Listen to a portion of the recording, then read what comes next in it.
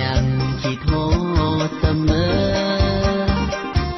จากวันเลิกลาสองเฮาบ่ได้พบเจอยังหักอยู่เด้อฐานะคนเป็นแฟนเก่าหลายปีผ่านไปจังได้ก็ยังคิดฮอดความหลังฝังใจตลอดคิดฮอดบ่มีสางเศร้าเป็นจังใดน้อสบายดีอยู่บ่แฟนเก่าหลายปีบ่ได้พบเจ้าความเหงามันคุมหัวใจผู้ชายคนนั้นเขาดีสำใดเขาเอา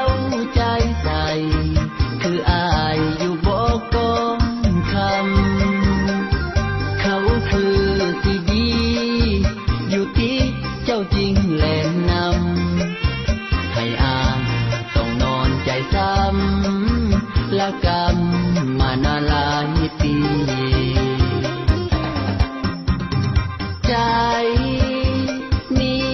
ยังคอยห่วงคิดหมดทุกพวงฝากถามเข้าใจถึงแม้นสองเฮาสิเลิกกันไปแต่ความสัมพันธ์ทางใจของอ้ายยังคือเก่าอวยพรน้องสาวให้น้องจงสุขีขอให้ไปได้ดีอย่ามีสิ่งที่มองใจนี่คำอวยพรจากคนที่เคยปาใสถึงอายที่เจ็บสำได้หัวใจอายก็ยินดี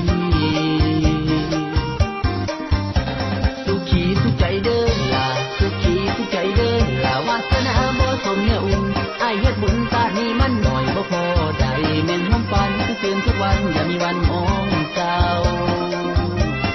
ให้หากับเขาโดนเด้อ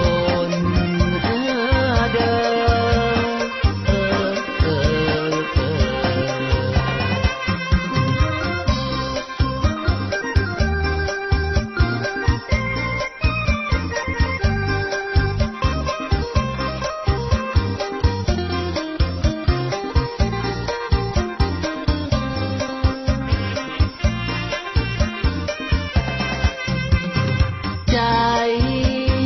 นี้ยังคอยห่วงคิดหอดทุกพวงฝากถามเข้าใจถึงแม้นสองเฮาสิเลิกกันไปแต่ความสัมพันธ์ทางใจของอ้ายยังคือเก่าอวยพรน้องสาวให้น้อง